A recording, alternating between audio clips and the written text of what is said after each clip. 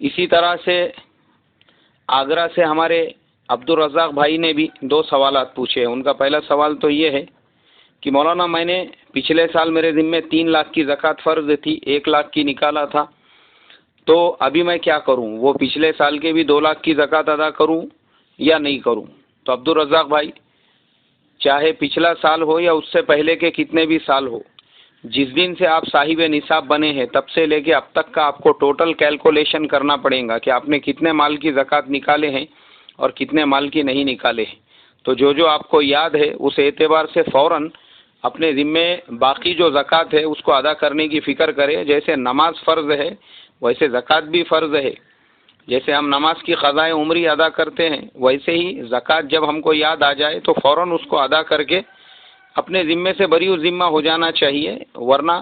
کہیں ایسا نہ ہو کہ اللہ تبارک و تعالیٰ کا یہ فریضہ آپ کے اوپر باقی رہے اور اسی حالت میں انتقال